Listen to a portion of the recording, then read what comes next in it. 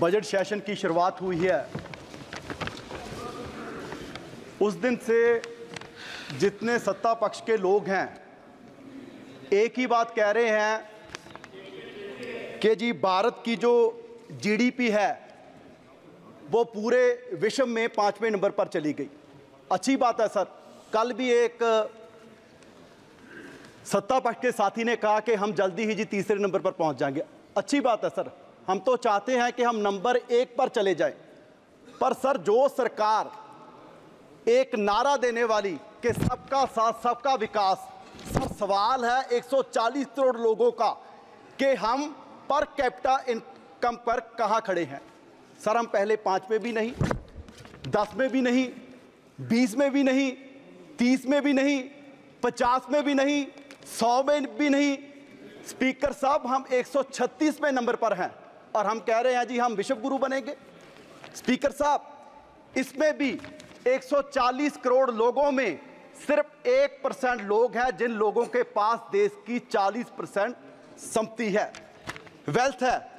और आप आश्चर्य की बात देखिए कि वो जो 40% लोग हैं सिर्फ 23% कंट्रीब्यूट कर रहे हैं, टैक्स दे रहे हैं, और सारा का सारा बोझ सर मिडिल क्लास जो लोग हैं उन पर पड़ रहा है। आप देखिए 32 लाख करोड़ में से 14.5 लाख करोड़ है जो इनडायरेक्ट टैक्सेस है, जो सारे जो आम लोग हैं उन पर लगता है, क्योंकि जो कॉर्पोरेट वाले हैं उनको तो आईटीसी के जरिए बड़ा हिस्सा वापस हो जाता है। उसके बाद जो सैलरीड क्लास है 60% तकरीबन 12 लाख करोड़ हम उनमें से काटते हैं। तो आप देखिए कि 40% वेल्थ वाले लोग सिर्फ 23% पे कर रहे हैं और हमारे मेंबर कह रहे हैं जी वो 3 लाख करोड़ टैक्स दे रहे हैं। सर हमें कोई आपत्ति नहीं है, पर 3 लाख करोड़ टैक्स देने वालों की अब संपत्ति की बात करें तो पिछले 5 साल में दो जो बड़े साहब हैं उनमें से एक साहब की 25 गुना संपत्ति बढ़ गई, और इस पे भी हमें कोई आपत्ति नहीं।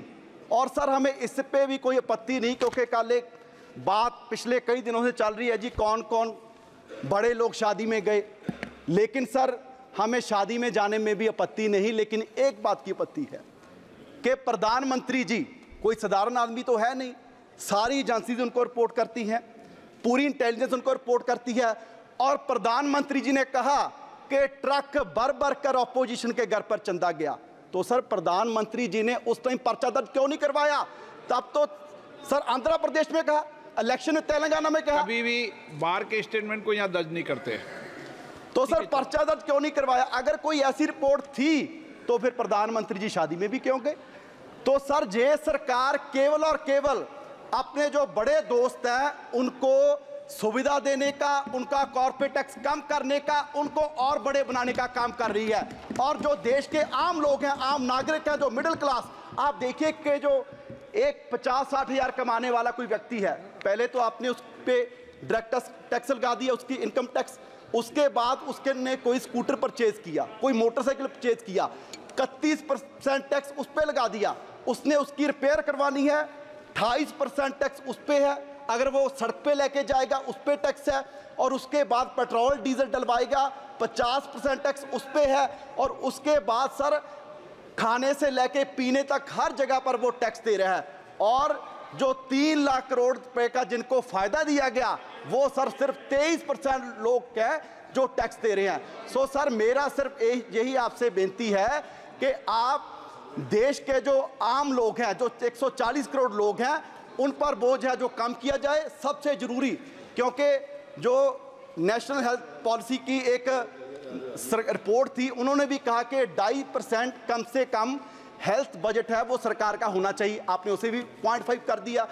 अगर सर हम बजट नहीं बढ़ा सकते, कम से कम जो हेल्थ इंश्योरेंस पर जीएसटी है वो भी कम किया जाए, और जो लाइफ इंश्योरेंस पर जीएसटी है उसे भी ख़त्म किया जाए।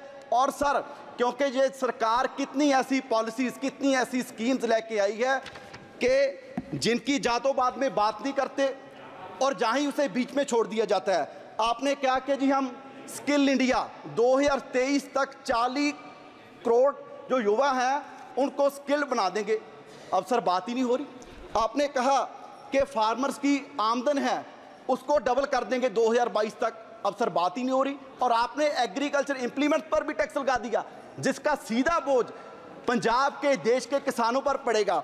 और आपने कहा कि जी हम एफडीआई में कॉर्पोरेट्स को अगर हम छोड़ देंगे तो एफडीआई बढ़ेगी। सर वो भी नहीं बढ़ रही और उसकी बात ही नहीं हो रही। और सर पूरा का पूरा मैं समझता हूं कि जो पिछले 10 साल से इस बजट में भी पूरा का पूरा जो बड़े लोग हैं कॉर्पोरेट्स को उनको ही मद्देनजर ये बजट तैयार किया गया है और जो देश के आम नागरिक हैं उनके लिए कुछ भी नहीं। और लास्ट में सर मैं यही कहूँगा कि पंजाब के किसानों के पॉइंट ऑफ व्यू से कि जो एग्रीकल्चर इंप्लीमेंट्स हैं उन पर जो टैक्स है वो खत्म किया जाए। ओके। धन्यवाद।